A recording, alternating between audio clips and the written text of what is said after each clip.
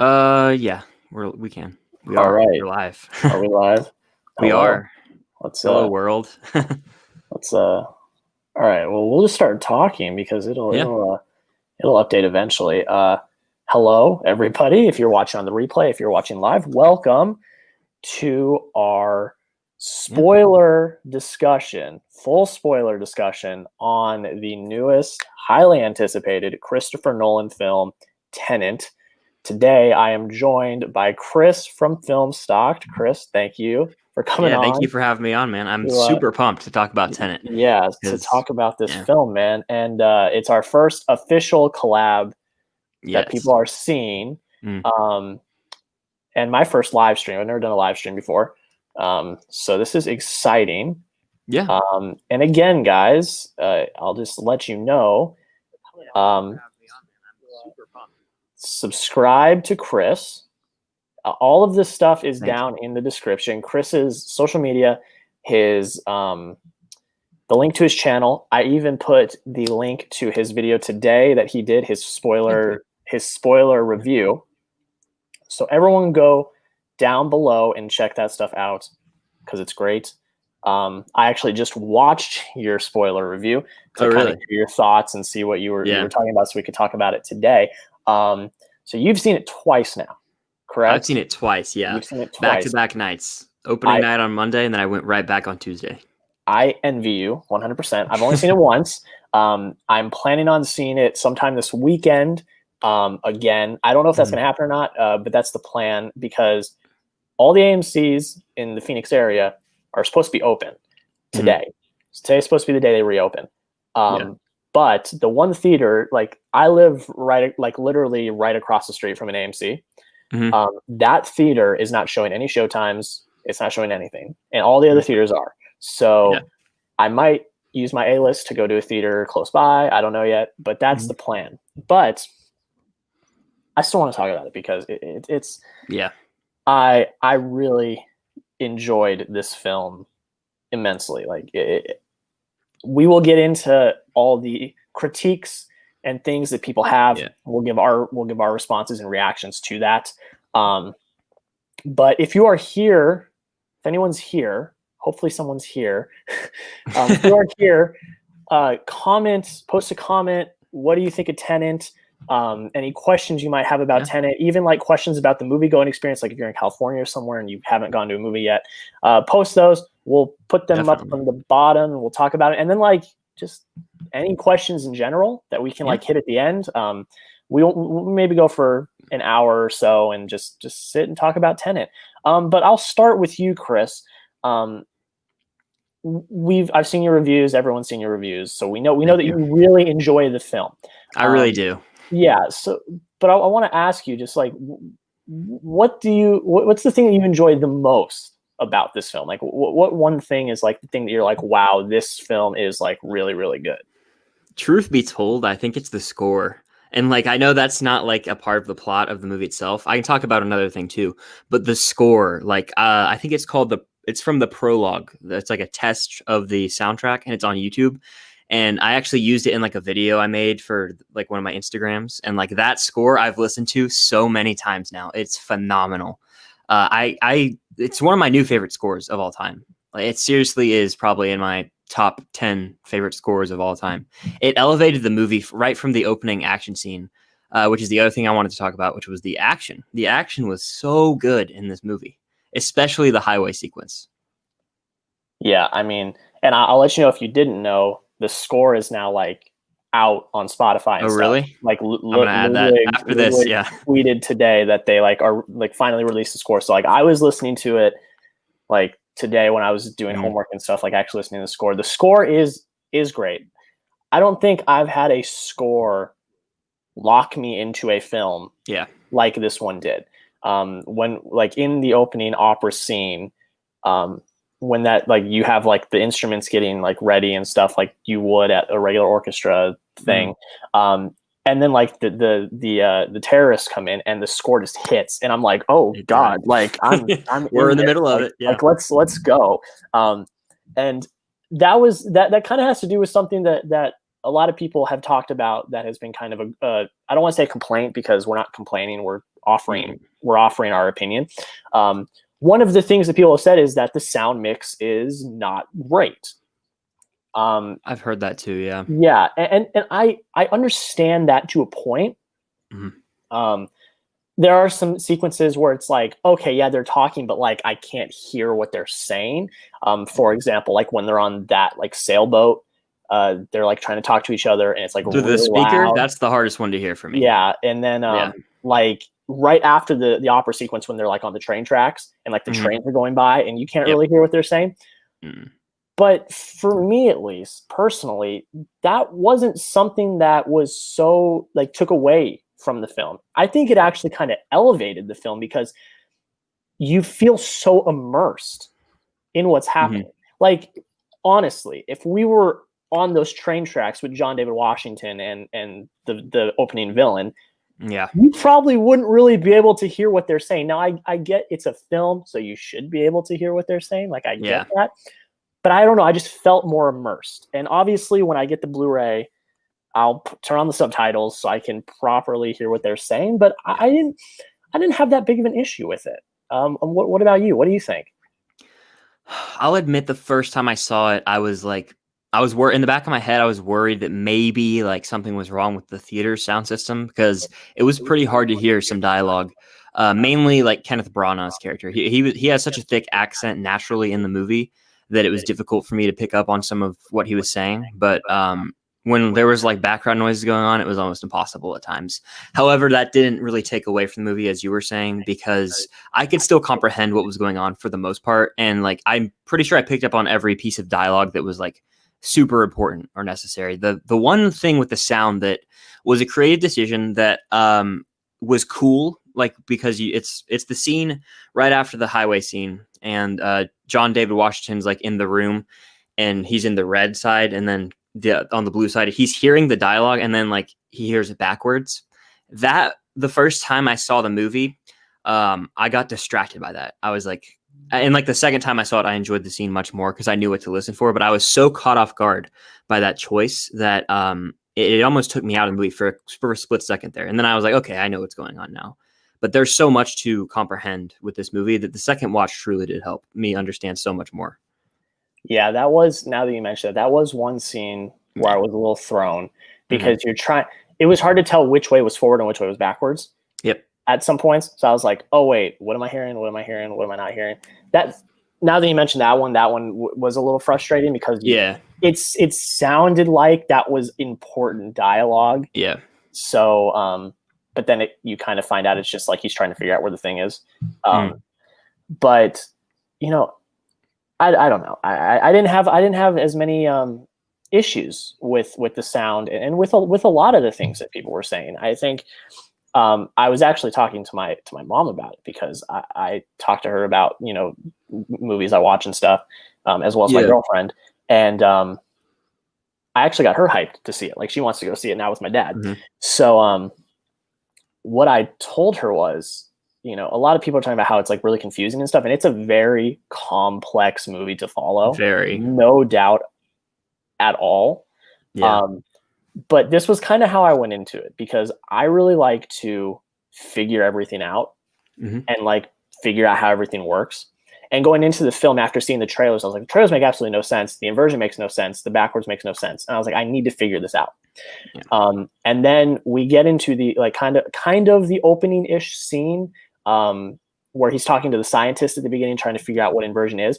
And she says the line that she says in the trailer. She says, don't try to understand it, just feel it.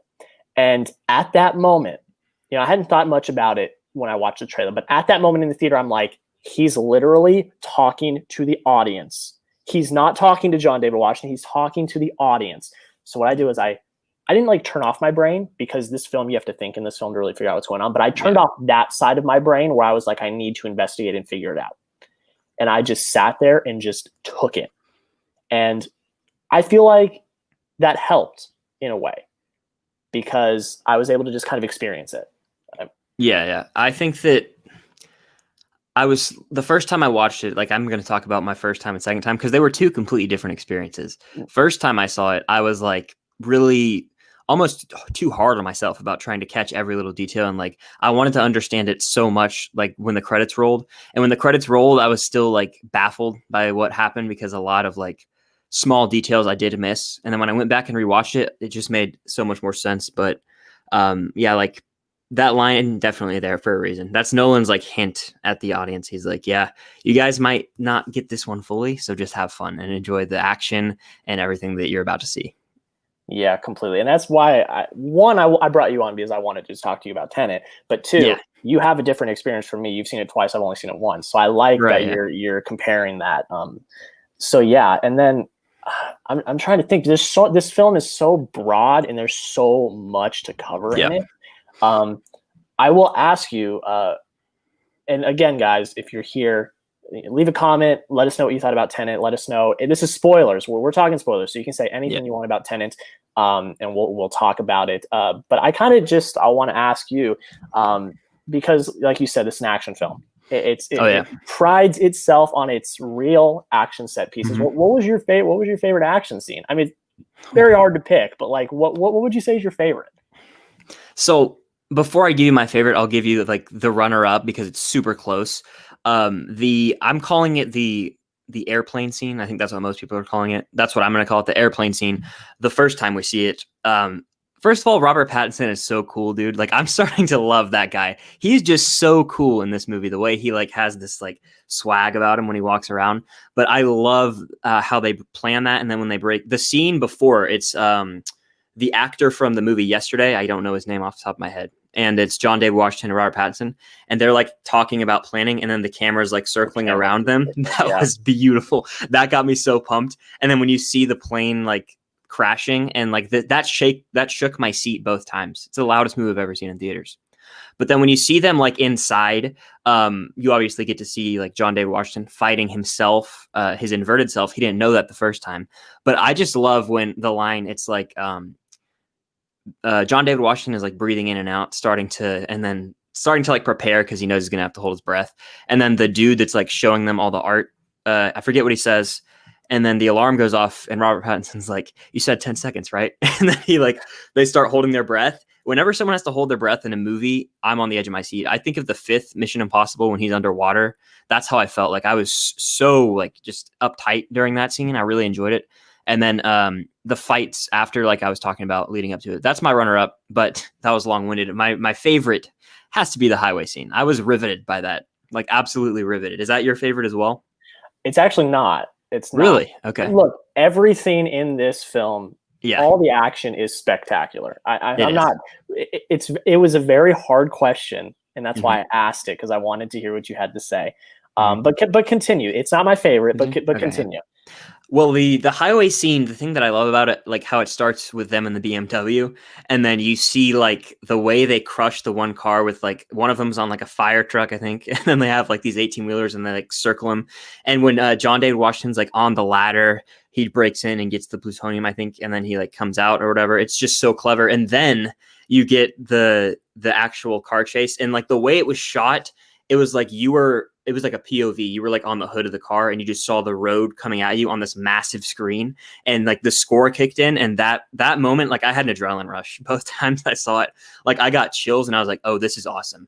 And then they have this awesome car chase. You see like the inverted car and you're like, what is going on here? And then of course it all makes sense once he goes back through time, which is all just bonkers, but I love it. And then like there's some really good, like there's like a shootout at the end of that too when they get out of the car. So it's just intense stuff. Really well shot too. Yeah, I mean, it's not my favorite, but it's definitely up there. I mean, there's so like ever since I saw this on Monday, I've just been thinking about this film. Like it's all I've been thinking about. So for me, I will give runner up, and then I will give my favorite as well. So my runner up, and I'm going to say this about both of them. A lot of it has to do with, I think, the score. I like, I've never had that happen before, but I think a lot of this is gonna have to do with the score. Yeah. The highway scene is fantastic. First off, I'm just gonna say that first. Like it's amazing. But I'm gonna say my runner up is actually the opening scene at the Opera House. Okay. It's great. The action's great. It's really well done. The score, like I said at the beginning, it locks you in. Yeah. And just the fact that Nolan, not even subtly, shoves you into the action, I was just like, okay, so this is what we're doing. Oh, And yeah. I really liked that because, you felt the pacing, like you were at the edge of your seat, your heart was pumping because, the bombs were about to go off and stuff. And you kind of already know what's going to happen. You see it in the trailer. So Yeah. Nolan, you spoiled that. Mhm. But I mean, I respected how it was just like, this is how we're going to do this, first off, and we're going to lock you in from the start.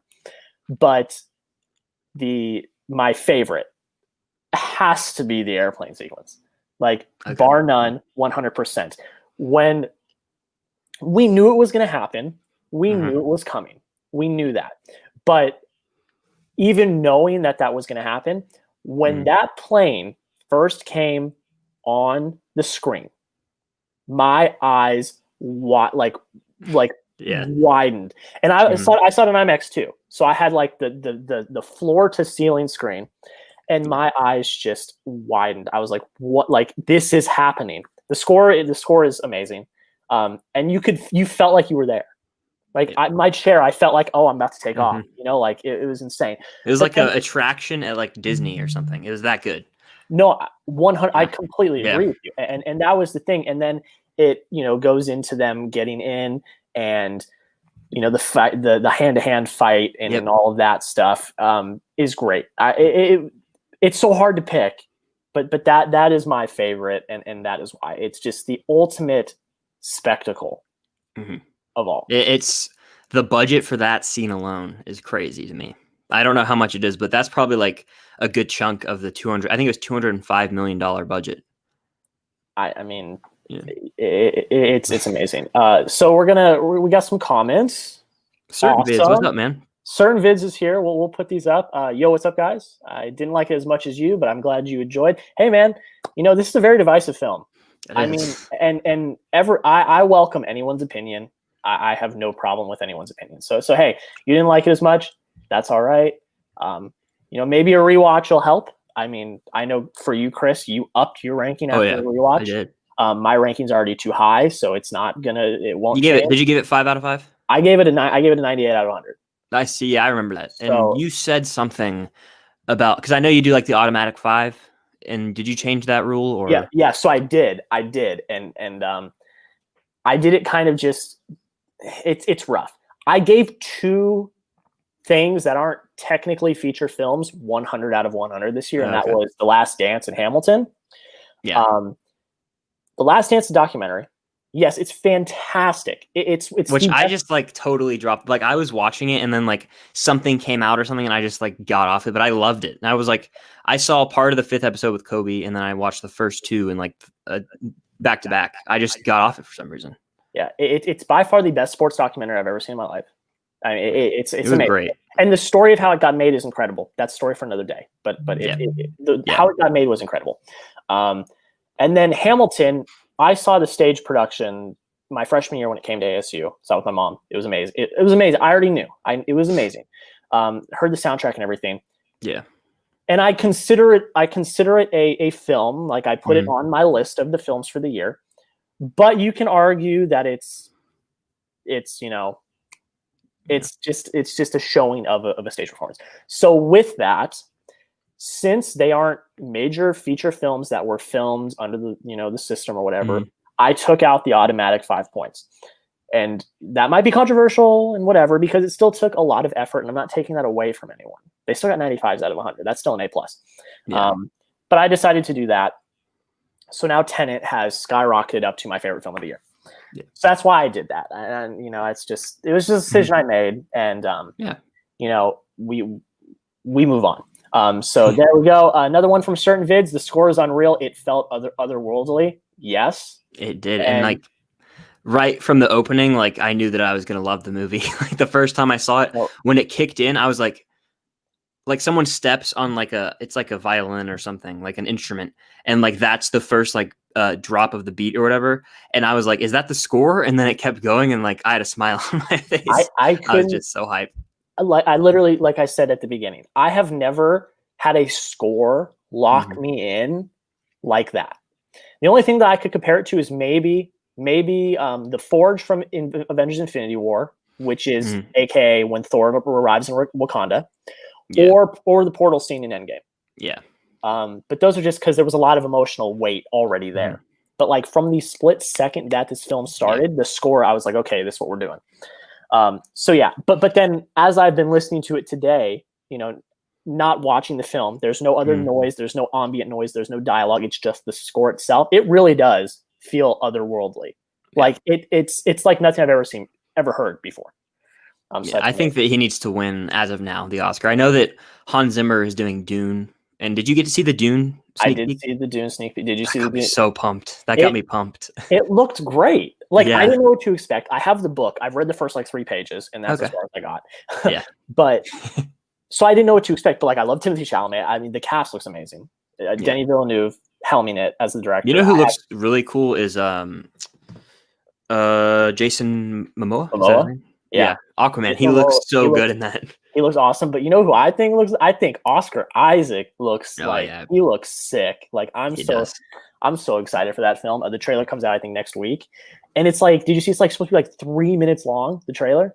I didn't see that, but if that excites me though. There was a report. The report came out today that the trailer is supposed to be like 3 minutes long. Absolutely amazing. Yeah. You guys are gonna get a reaction video to that. Like I'm trailer reactions are coming back, guys, and you guys are gonna get that. Another one from Certain Vids. He said the entire film. I'm thinking, who said Nolan can't direct action? It's true. I mean, he can direct action very well. Yeah, and I watched Colin Williams's his Nolan ranking before we started, and he said that the Dark Knight trilogy there's like a stereotype or like a bias towards the Dark Knight trilogy where Nolan didn't direct the action very well, and I actually kind of tend to agree with that, because even the Dark Knight itself, there's not a lot of action. There's a lot of dialogue and psychological stuff, but he has adapted. You know, like it's shown. Like Dunkirk is it's not really completely action, but the action it's really great. But this movie, I mean, it solidified as he can direct action. Speaking of openings that lock you in, like Dunkirk does a very similar thing that Tenet does, where it's almost quiet, and then like something will happen that will trigger the score. Like there's a gunshot at the beginning of Dunkirk, and then like you're just right into it. The score kicks in, and it's super intense for the rest of the movie. Yeah, 100%. One more from Certain Vids before we move on. He said Hans Zimmer is also doing No Time to Die. It might be tough competition, but yeah, he'd give it to Ludwig. That is tough, because from the 2 trailers, like the new No Time to Die trailer literally came out this morning. From the 2 trailers, like the spin he's kind of putting on the classic Bond sounds sick. It sounds really, really good. I'd still give it to Ludwig though, because you know, I don't know how the Academy votes, but I would assume they are also looking for innovation and stuff they've never seen or heard before. I've never heard anything like this score before. No, so I haven't either. But I mean, Zimmer is the GOAT, so you know he's going to get a double nomination, is what I'm hearing. Dune and No Time to Die. It's such a slow year, but I think even in a heavy year, he probably would. Yeah, he's goated. Like he's one of the goats. He is. So thank you, Certain Vids. You know, guys, if you're here, you know, comment. We'll show them on the screen. We'll talk about it. You know, do all of that stuff. But yeah, moving on a little bit. I want to talk a little bit about some of the inversion stuff that that really really solidified this film for me as one of Nolan's best. I'm gonna have my ranking coming out next week, so I'm not gonna spoil where it is, but it's one of his best. It's the part, and you talked about this today in your spoiler review. Yeah, it's the part where it's after the highway chase, when John David Washington and them decide to go into the inversion, and everything starts to tie together in a nice fine bow, a la the car that got flipped and went backwards in the original is John David Washington driving. Yeah. The guy that they fight in the art place in Oslo is John David Washington. Yeah. That like, I love when stuff gets tied up properly. Yeah. And when things like are like, whoa, like I love when that stuff happens. And when that happened, I was like, Something happened to me too. I was like, okay, this movie's special. I was like, something like got triggered inside me in a good way. When like they showed John David Washington driving the car, I was like, oh. And then when they show him again, like when you find out they show the reverse of the action scene, like from his perspective, brilliant stuff. Yeah, when for me it was because I didn't know for a fact, like I had an idea, but I didn't know for a fact that he was the one driving that car. It was when it flipped, and I was like, oh my God. Like, I was like, oh my gosh. And then when they're running through the airport hangar and you see the jet like move over and like push, I was like, oh, whoa. So yeah, that was all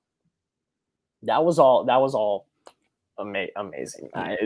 The way that they used the inversion, I think was very clever and was just, it blew my mind how Nolan came up with something like this. Wild. I don't know what this guy dreams about. That's what I'm curious to see. Because he already thought of Inception and Interstellar and Memento and now this. I know. And it's like, and people are going to be, I will also spoil, like say for my ranking, people are going to be like, it's going to be a very divisive ranking because I have certain films in certain places. There's one film that I rated 3 stars. It's my least favorite film, but like I enjoy all 11 of his films. Me too. I actually have a ranking coming out tomorrow as well. So like I already know, like I say in there, I'm like, this is going to get some dislikes because I already know mine probably will. And it's not even like, I don't think it's that hot of a take. I don't want to spoil it, but it's just a movie that everyone loves. I'm kind of hinting at it, and it's just not my number one. And that's probably going to offend some people. I will make an assumption. You don't have to confirm or deny, but I'm assuming you're talking about The Dark Knight. Maybe. And I will say that The Dark Knight is not number one for me either. But I think a lot of people know what my favorite Nolan movie is because I kind of talk about it all the time. Yeah. But I will not say anymore. But yeah, I mean, from Following to Memento all the way up to Tenet, every single one of his movies I love because of how just different they are. You know, is he your favorite director? Do you think? Like, Tenet, it's tough for me. Tenet solidified him as my favorite director. Okay, yeah. Because it was between him and Damien Chazelle. Because Damien Chazelle, he's had 2 masterpieces and one really, really good movie in First Man. And I haven't seen. I think he did like one more, and I haven't seen it yet. But I haven't either. Yeah. It was between them because like La La Land and Whiplash are so dang good. They're like some of my top 20, probably 20. Probably Whiplash is top 3. It alternates for the top spot sometimes, but La La Land is like, it's probably close to, like if I did 30, maybe it would crack the top 30 or 20. I don't know. It's tough. They're both in my top 5. That's okay though. They're both worthy. You know, like they're so good. You guys are getting the sneak peek content on this live stream because you guys know I'm doing my top 100 favorites right now, and we're only into like 81, like 90 through 81, I think. So I just gave you a big sneak peek of my top 5, like 2 of my top 5. So, I think I don't know if I've got the chance to check out 100 through 91. I think I did see the honorable mentions, but I watched every single one of those videos last year. How, like, is it vastly different? It is incredibly different. Like because I did the 100 Movies I Missed challenge, and I've just been watching all of these films. Because I still get comments to this day. I literally got one like a month or so ago on my 10 through 1. And he was like, man, you need to watch more movies. And I was like, okay, first off, it's an objective list. It's my list. But at the same time, you're right. Like, you're right. Like, I hadn't seen The Godfathers. I hadn't seen La La Land. I hadn't seen Inception. I hadn't seen Whiplash. I hadn't seen any of the Fast and Furious movies. I hadn't seen I hadn't seen Back to the Future 2 or 3. I hadn't seen Predator, the Rambo movie. I hadn't seen any of them. I watched Predator for the first time this year. I did too. I enjoyed it. It was good. Yeah. It's hard because like they're like dated, but they're not. Yeah. So it's like it took me out of it sometimes. Like I saw the first 2 Rambo movies and I didn't give them those highest of scores because I was like, they're like good, but like they're good action, and that's kind of it. Which I know people will argue is the same thing about Tenet, but we'll get into that a little bit later. But it is so different. I am contemplating after I finally release the top 10 to do 2 lists on Letterboxd, my list from last year, my list from this year, so people can just see how different they are.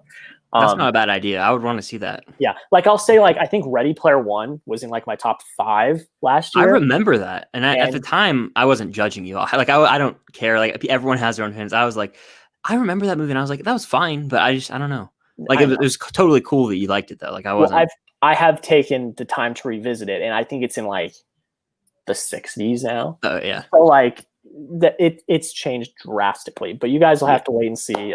Those are going to come out in the next few months. Oh, and tomorrow's Friday, right? Tomorrow. Yeah. Huge Labor Day weekend. Huge ground-shattering update video tomorrow. Yes, I'm curious to see what this is. I'm not going to spoil anything. I'll let you guys go see it. Very big update is happening. There's some good stuff. There's a sad thing, but everyone go see that. Like it's I'm not doing it for like clout or clickbait. Like there's actually a legitimately big thing that I'm changing to the channel. But another thing, I'll give you an exclusive here right now. Something that I am announcing tomorrow. My interview series, Favorite Movie and Why, is premiering on the 7th, which is Monday, and it is with Chris. Yes. You are the first. It is with Chris. I haven't edited it yet. I'm doing it this weekend. But it is the first episode of my interview series, Favorite Movie and Why. We had a great discussion. I thought it was awesome. That was a lot of fun. I'm looking forward to revisiting that conversation. Yeah. And that's going up on Monday. So you guys get ready. It's going to be awesome. And then you know what? I'll just say it now too. Episode 2 is coming out on the 14th, and it is with none other than Zach Pope from Zach Pope Reviews. Wow. I talked to him last week. Awesome, man. And we had a great discussion as well. So that's stuff you're only going to get on the live stream. I'm not. I didn't even say to my update video who my first 2 episodes were. So like that's huge. And also, if you guys are in here, like I know certain vids you're in here and some other people, I have not reached out to anyone else yet, and that's because I've been so busy. But like DM me. I want to do it. Like I want to schedule times with you guys to do it and talk to you guys and have conversation. I don't know if Chris can vouch, but like I would hope he would. That it was a fun conversation. It was very fun. Yeah, very fun. So yeah, enough about me. Let's get back to the film.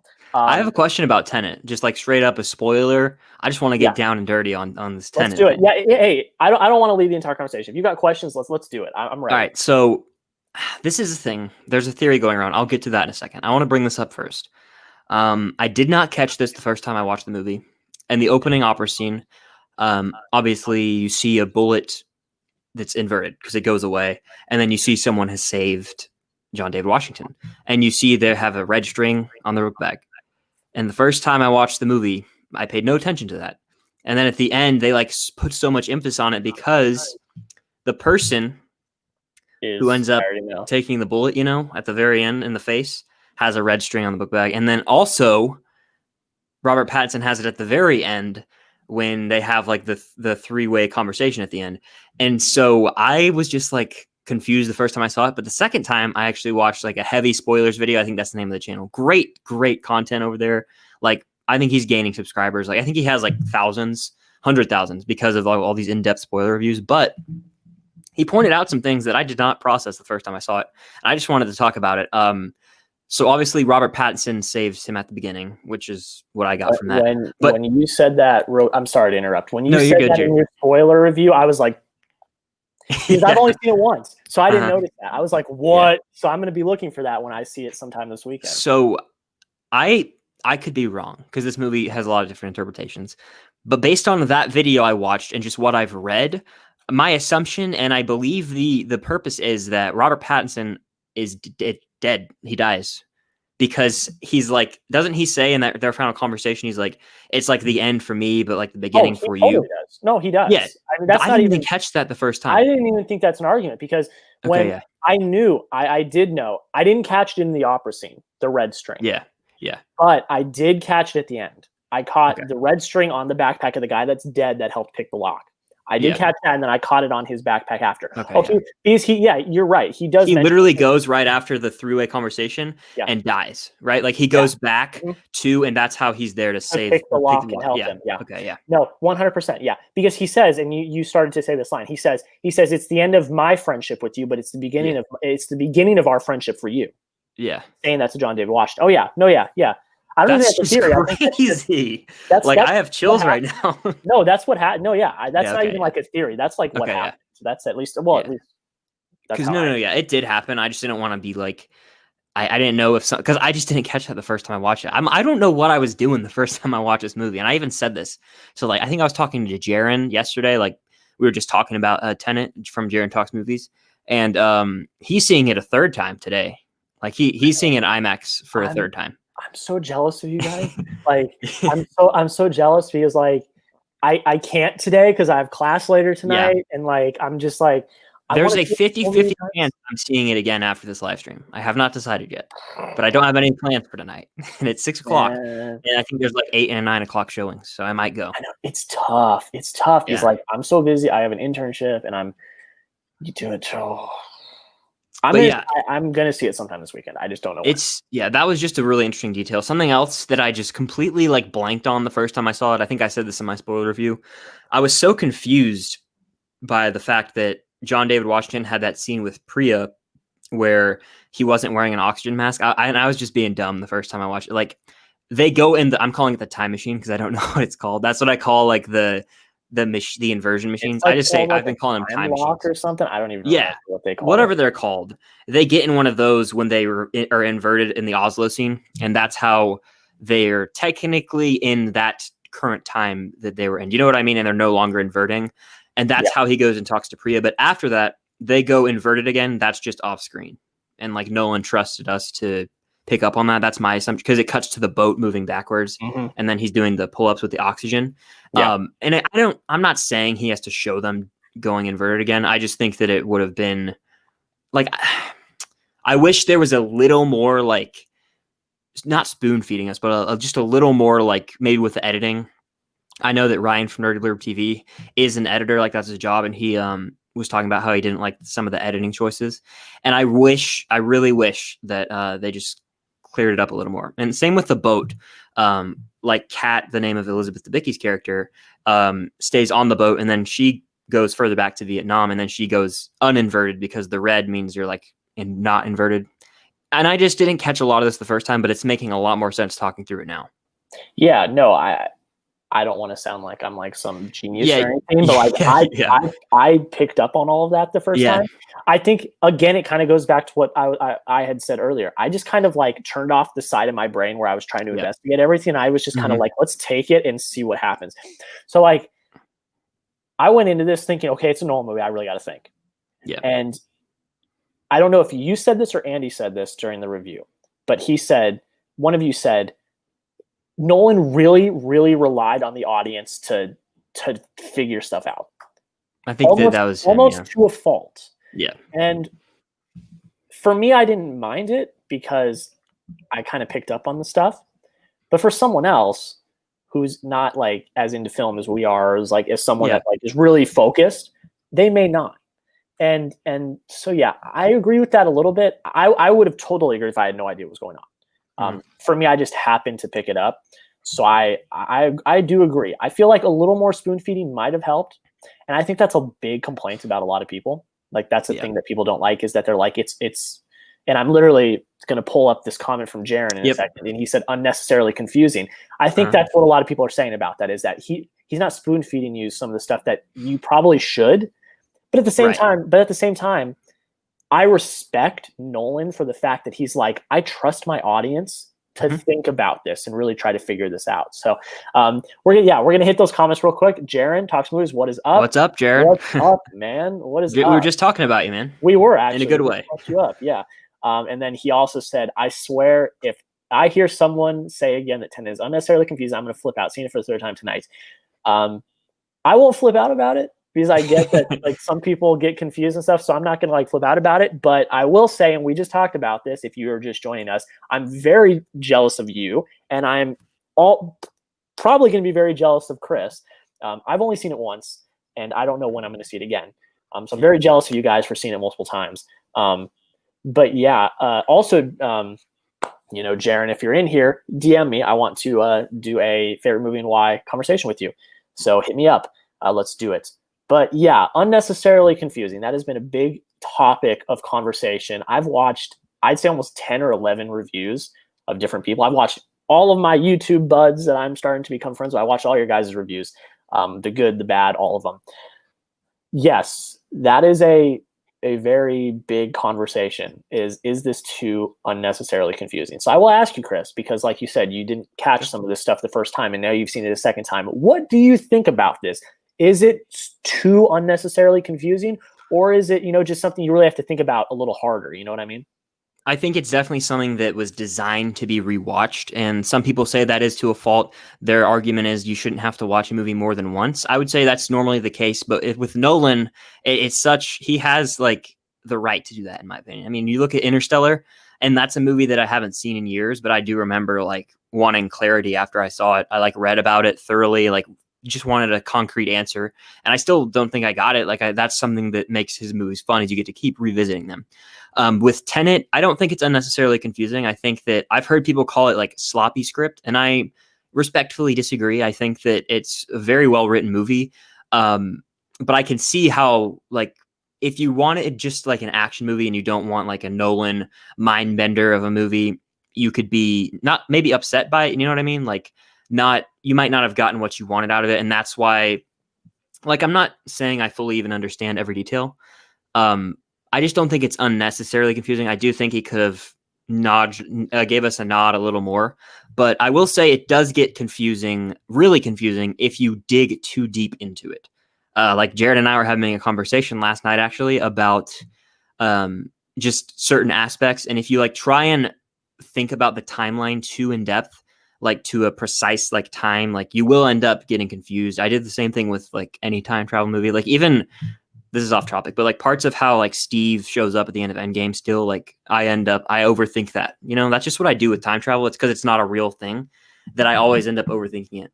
But yeah, I want to talk about the ending, but I want to hear your like thoughts on this first. Yeah, I was going to touch on just really, really quick. Okay. And I agree. I tend to agree with you. I don't think it's too unnecessarily confusing. Now, people, again, I don't want to ruffle any feathers. Like people that feel that way, I understand where you're coming from. Like I can definitely see where you would believe that. So I'm not going to call you wrong. Like again, film is subjective. Like you have your opinion. So I don't want to ruffle any feathers. That's all. I'm going to say that first. But yeah, I tend to agree with you. I don't feel like it's so unnecessarily confusing. Sloppy script. I would kind of agree with, but not completely, because a lot of people say there's not a lot of character development, which I tend to agree with. I do agree with that, yeah. I do agree with that, but I also don't fault it. And I talk about this in my review that I did on Tuesday. I don't fault it that much. And the reason why is because Elizabeth Debicki carries the film from the emotional part. Yep. And that was kind of all I needed. It was the one domino that really pushes the film forward. Now, if she wasn't, and there was not that emotional punch, then they'd be like, oh, you're doing all this action for nothing. Yeah. And I know some people think it's kind of cheap to just like have her be like the one and like, oh, John David Washington's doing all this because of her. But I find that, not charming, but I find that, admirable. Like he wants to see this mother and her son have a good life while also saving the world from, apocalypse. Yeah. But I respected that. I didn't really have a problem with that. But yeah, I kind of that is kind of kind of how. So I have a question, because like I want to know what everyone's opinion on the ending is, and what I mean by the ending is like after like Robert Pattinson dies, and then John David Washington, it cuts to him. It shows a cat outside, and then Priya is in the car. John David Washington kills Priya and her assistant or whoever it is, and then before he kills her, she's like, how did you know, or whatever. He's because the whole phone thing, I'm assuming that he got that call originally and then he inverted in order to go back and stop it. That's just my take. Is that also yours? Like I want to like take, yeah. I would assume, and I don't want to get into the gory details because when you hear it actually sounds pretty terrible. I would assume she calls him, she gets killed by whoever it is, and John David Washington has to invert back. So yeah, I would assume that's my interpretation of it as well. Yeah, because there's no way he's just there. I'm sorry. Exactly. He's not he's not just there. He definitely was inverted. And so decided to just show us the happy ending, not the sad ending. Yeah. And so like in that same vein, like you remember how Pattinson says like this is the beginning of our friendship. Does that mean that because if we remember correctly, John David Washington, the protagonist, is the one who formulated the entire mission. I was So gonna ask like you I'm about this. assuming, Yep. yeah. So like he's gonna keep going, and then he's going to reach a point where he like inverts back. It's very trippy to think. That's where I get like kind of confused, is where like what happens after the credits roll, and how he Yeah. ends up getting back to formulating it. And I just like to hear everyone's thoughts on it. Yeah, and that's the thing I love, is because like I legitimately think you could do a sequel. You could. Yeah. He's probably not going to, but you could. No way he is. Yeah. Yeah, he's not. But I dig it though. I really like it. Like I've heard a lot of people say that that's kind of cheap, but I don't. Like I love learning with him as he learns, and then knowing that it's like, oh, the whole time he was the mastermind. Yeah. I love that. I love that. I think that's awesome. It is pretty smart. Yeah. I think it's great. A few more comments from Jaron. He said, in my opinion, this is Nolan's most intelligent film. I tend to agree. Also, have you all talked about Sator Square, Genius? I have not talked about that. I have no idea what it is. I saw Austin Burke did a video on it, and I've not watched it yet.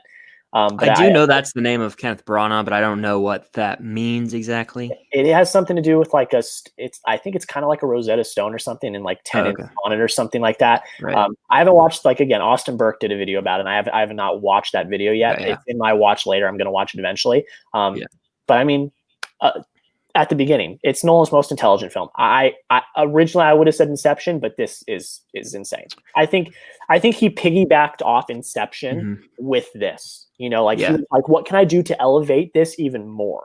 You know what I mean? I think Jaron actually said, he was like, this is if you're like a fan of Nolan, this is like the movie that like he's been wanting to make, because it takes from like all of his other movies. So that's a very, very similar point. And Jaron made a really good point by saying that. He was like, there's stuff from like all of his past movies here. Like, this is his passion project, I believe. That was even in the title of your review, Jaron. Correct me if I'm wrong. But I want to say that was. Which was a great video as well, I will say. Yes. A lot of great analysis in there. Oh, yeah. Yeah. But I was thinking, like, I think it's a really smart movie. It's probably either Inception or this for his most intelligent.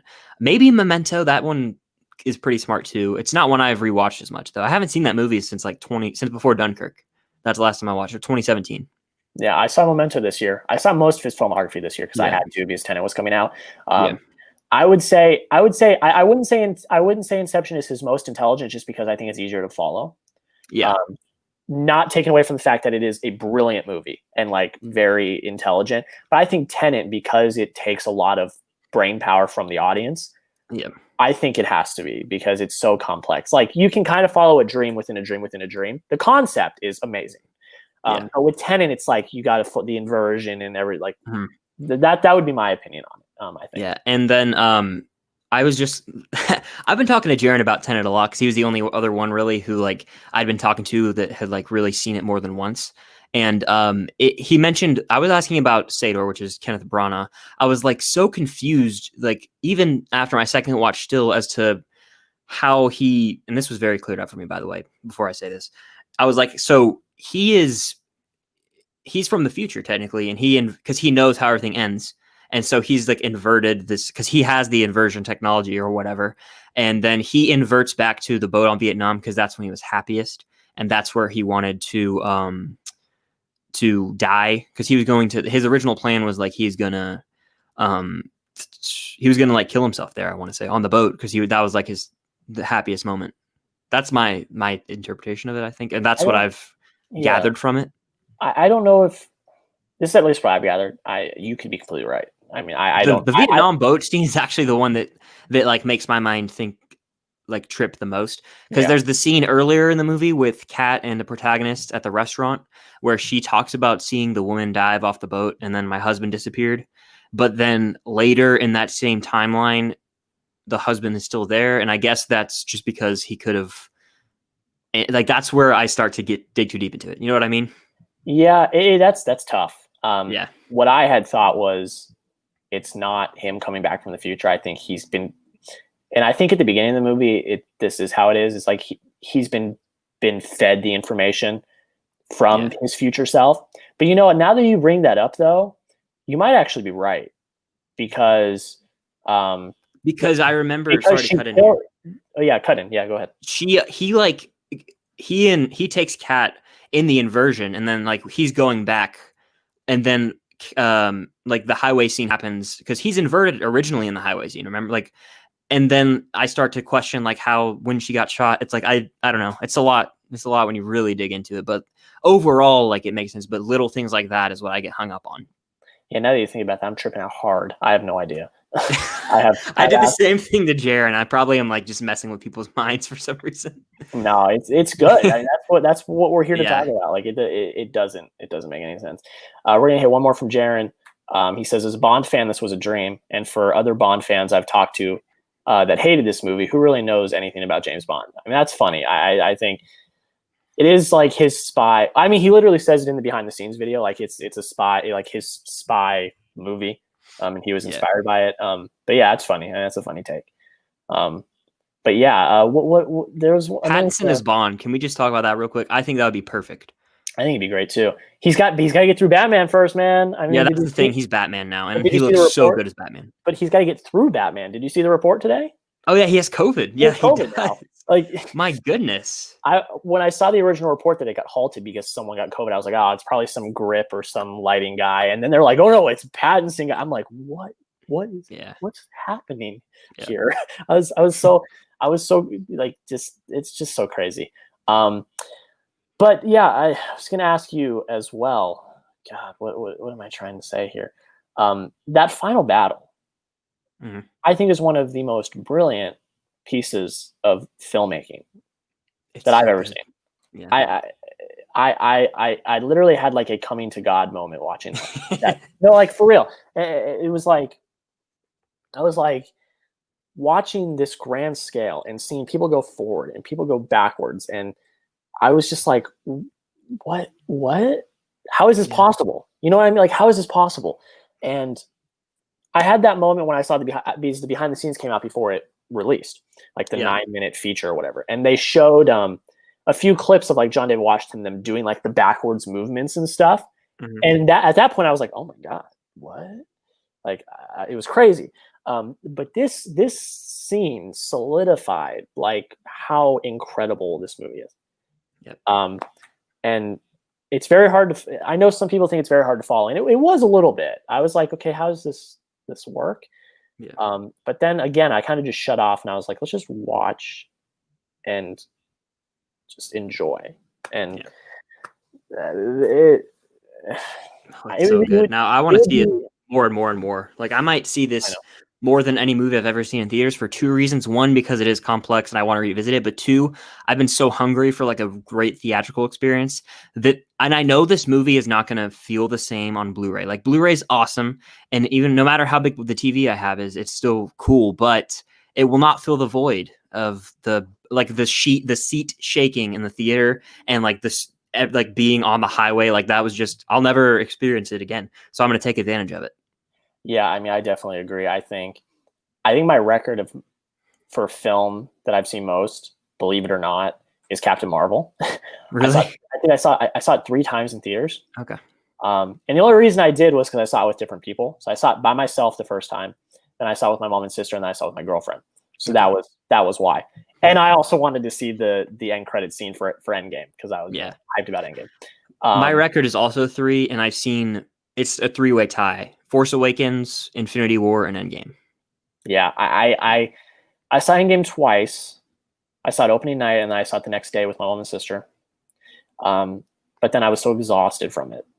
I was like, I was going to go see it a third time. I was ready to go see it a third time, but then I was like, no, I'm exhausted. I can't. I got to take a break. And then it went out of theaters, and I never saw it. But I genuinely believe that I'm pushing for this to be the new record, because I might see this 4 times just to break the record. No, I think I will too. Like, I unless something completely changes, I am dead set on seeing it again this weekend at least once. Yeah. There are other movies I want to see. Like, you've seen New Mutants. I kind of want to see New Mutants, even though it's like a trash fire. I kind of still want to see it. Yeah. I want to see it everyone else has seen it. So you should see it. You should see it because of the production limbo that it was in. Oh yeah, I want to see that alone. Like, warrants a view, I think. Yeah, it's only about an hour 40, but yeah, it's not too long. It's I think it would be worth it, and it piqued my interest a little bit because I watched Sean Chandler rank the movies he saw this month, and he had New Mutants at 3 out of 8. Wow! And he gave it like a B.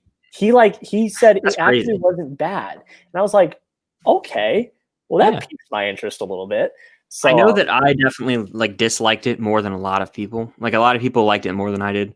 I just was like, I already forgot a lot of it, unfortunately. Like it was just very bland and forgettable to me. And yeah, yeah, like I'm not crazy about, honestly, I'm not like a diehard X-Men fan anyway. Like I love Logan, I love Days of Future Past, and Deadpool 1 and 2 I both really dig, but those are like, and First Class, those are like the 5 X-Men universe movies that I really like. The trilogy, like the X1, X2, and Last Stand. I'm not even crazy about those, but it's been years since I've seen them. I'm going to be honest. I have not seen a single one of the X. I've seen Logan. I've seen the 2 Deadpools and Dark Phoenix, and that's it. Okay. I've not seen any of the other ones. I got to watch them. Disney Plus. Watch them. Dark Phoenix is the only X-Men movie I haven't seen. Yeah. I actually didn't. I said in my review, it's not as big of a dumpster fire as people thought it was. It's not great by any means, but it wasn't as bad. I don't know. Were you confused, like by the continuity or anything, or no? Because I hadn't seen any of the other ones, so I kind of just took it as it was. That's probably why I didn't dislike it as much as other people did. Because I hadn't seen any other X-Men movies except for Deadpool. I had seen Logan afterwards. Okay. So yeah, probably. Yeah. But who knows? But I will ask you before we finish. Tenet, I believe, was both of our most anticipated movie of this year. I think, if I go back and watch that video, which is a dumpster fire video now because everything got delayed, I think it was my number 1 or 2. It was like Dune was 2, and the Tenet had to be number 1. I think. I know for a fact Tenet was my number 1. It was mine. It was mine. I was so excited for it. So I will ask you, and I think you probably just said your answer, but what is your most anticipated movie for the rest of the year? I'm gonna pull up IMDb real quick. I think it's Dune comfortably because now we've seen like the sneak peek footage. But I will say that I am really excited to see a new MCU movie with Black Widow. Like really excited. And I saw in your review you were like a new Black Widow trailer. I felt the same way when I saw and it was in Empire on like theaters because like I had not seen that trailer. I knew there was a new like Black Widow trailer that came out months ago, I think. I just never watched it. It was my first time seeing it. But I still, even to that vein, think it's a new trailer. Oh, really? Because I had seen the second one. Oh, okay. And there were things in that one that I was like, that wasn't in the second one. I could be completely wrong because I haven't seen the trailer in a while. I actually have to. So I'm gonna go back and watch and see if it is. I'm an idiot. But I was like, wait, is that a new? Because it would make sense. It's in front of Tenet and it's coming out soon. So it's like, why not? Just kind of sprinkle in like some new stuff. But yeah, I'm actually excited to see Black Widow too. I'm intrigued because like in that trailer, I was like, okay, they're trying to flesh out the story a little bit more. Yeah. And I'm like, okay, I kind of dig it. Let's see. And I'm just so interested to see what they do with Florence Pugh's character. Because I'm praying for her to be a future part of the MCU because I love her. I do not want her to be the villain. I've seen people say that they think she's Taskmaster. I don't want that at all. They wouldn't sign her for no reason. I don't think they're not going to kill her off. There's no way. I genuinely believe that if one of those female protagonists I think it's Rachel Weisz's character. I would agree. I do not think it's Florence Pugh's character at all. I don't. Yeah. I really do. I really hope so. But then again, like, then the question remains, where has she been then? Exactly. And who would have thought that Samuel L. Jackson's Nick Fury would have been Talos the entire time in Far From Home? Like, no one, there's just, they could do whatever. I loved that reveal, though. That was pretty crazy, yeah. I loved it. It was great. But yeah, so I'm excited for Black Widow, but I guess I got to say Dune, too. I mean, I was like, okay, yeah, this is going to be a really great movie, and I'm excited for it. But at the same time, I was like, but I don't know anything about it. Like I said, I'd read like the first 3 pages of the book, and that's as far as I got. Mm-hmm. But then seeing that teaser, I was like, oh, crap. Yeah. Like, damn, this is looking really nice. And I trust Timothée Chalamet. I trust big old Timmy. Yeah, that sneak peek just like, it got me so hype, really. And it was essentially just like footage of the pictures that we had seen released. Like that's what it was basically. And then like a few shots, like some dude coming out of like a tub of like dirty water or something. Yeah. But that still like the box, like what's in the box? Pain, I think. That his acting alone in that scene has me sold. Yeah. That movie's going to get a ton of Oscar noms, and so is Tenet. I want to talk about Tenet Oscar noms. What do you think it's going to get as of now? Yeah. Oh yeah. Like right now. Yeah. It's going to get like everything under the sun, technically. Okay. I mean, come on. I think it's going to the ones that definites I think are score, visual effects. I believe probably like the sounds, even though people have been like, I don't know. I think it will get sounds. Maybe not though. I would say sound editing, not sound mixing. Okay. Yeah. People hate the sound mixing, even though I don't really mind it. But I would say, visual effects, score. Score's going to win. Probably going to win score. Probably going to win. I don't know if it's going to get the big one, Best Picture. I don't think it will. I don't think it will. I don't either. I'll tell you why in a sec. But yeah, I think sound editing. I think just editing. Editing probably, yeah. Definitely. Now that I think about the way that like the reverse, and they will. I don't know about cinematography because like it's a beautiful movie, but like it's not like cinematically beautiful. It's just shot in very beautiful locations. So I don't know about cinematography. I'm gonna get a slow year. Might get production design. Could get production design. Yeah, I would say. I don't think it'll get makeup. There's not really any makeup. I'm trying to think. No acting. The only one. It's tough. Would you say supporting actress? I could see you could get like one. I could see you could get like one. Maybe. And it could be Debicki because I think she was great. It could be Brana because he was a great villain. You just can't really understand. Or Robert Pattinson. That would be amazing. And that's half hype and half I genuinely thought he was good. Yeah. I think, obviously Nolan gets director. You think he does? I don't. That's the hot take. I don't think he wins. I think he gets nominated. I don't think he's going to get nominated, which is like a very hot take at the moment, I think. I just don't know. Like, if you look at he's only been nominated for director for Dunkirk, I want to say. He was not nominated for director for Inception, which is wild. He wasn't, which is crazy. I know. It's so hard. It's so hard. And that's because we don't even know. I'm looking him up on IMDb right now. Yeah. I mean, but it's so hard to figure out because it's like, we don't even know what's going to be coming out from now to then. We don't even know if there's going to be a ceremony next year. Like it could still be pushed back. I don't think it will because I think we'll have a vaccine by then, but that's besides the point. But like, it's tough to even predict. I think I'm more comfortable sight unseen saying Denis Villeneuve has a better chance of getting director. Having seen Tenet, I think Denis has a better shot, and I haven't even seen Dune. I just something about it. Of the two big blockbusters of the year, Tenet and Dune, I would say, Denny probably has a better shot. Yeah. I would agree with that. And I could see Dune probably getting cinematography nom. And I've even seen it just because I know that his movies are often shot like beautifully. I don't know if Deakins is doing cinematography for that, but if he is, that probably secure him another nomination. I think he is, if I remember correctly. He might be. I could be wrong though. Yeah. But yeah, and then I would give Tenet a Best Picture nom. And the only reason why I would have said no any other year, the only reason why is because they just made a new rule where there has to be 10 Best Picture nominees. Mm-hmm. I think it might eke in at like number 10. Yeah, I think that it probably. Yeah, there's not going to be any MCU movies that get nominated, but there's a lot of. Go ahead. I'm sorry. I'm sorry to interrupt. I apologize. No, you're fine. Again, we have to see what even comes out. Yeah, you know what I mean. Yep. It's so hard right now because usually by this time we have a pretty good picture. Yes. And like the A24 movies are starting to hit and like the smaller movies that are like, they're hitting in like October, November. That's like one of my favorite times of year. I don't know if those movies are even going to come out this year. Yeah. Well, like the uncut gems and stuff like that you don't even really see much about. And then October you get a trailer and then the movie's amazing.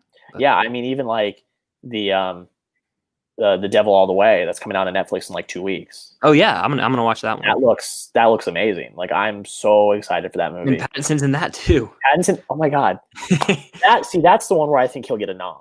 Okay, yeah, he's playing like a preacher. I want to say in the trailer he looks amazing. Now, I don't know. I got to see the movie. It could be crap, but it looks great. But yeah, I mean, it's tough. It's tough to pick what they could get because screenplay or not for Nolan. No, you're not going to get it.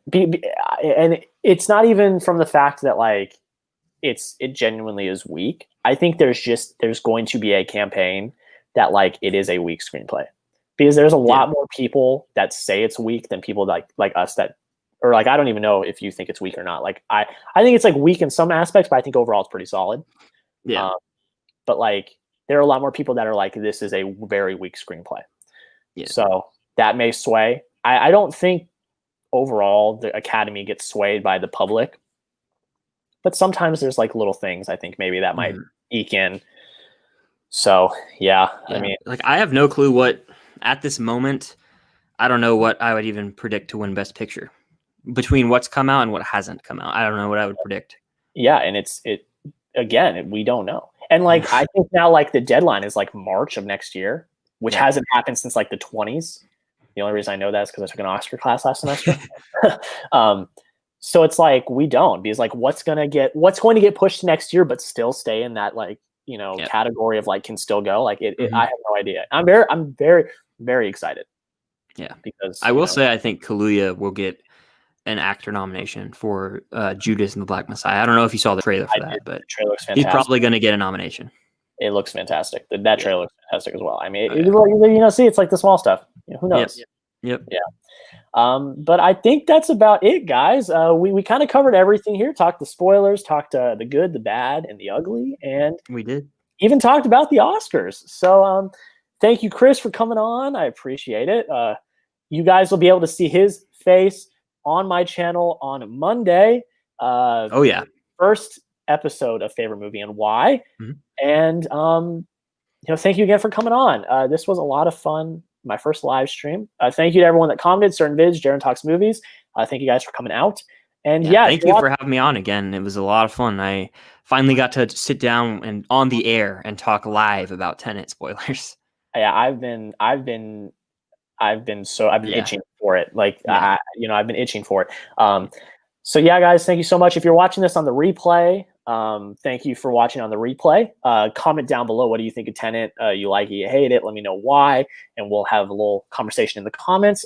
Make sure you guys go follow Chris on everything. It's down in the description. Go check out his spoiler review that he did today. Go sub to his channel, all of that good stuff. Sub to my channel. We are on the road to 500 subscribers. We are almost there. Definitely subscribe to FinaticFilms if you have not. Thank you for the endorsement. But yeah, guys, thank you so much. We'll see you tomorrow for an update video, and then I think we're back to 3 videos a week now, which is very nice. Cool. So thank you guys. Maybe some more live streams, and we'll see you guys later.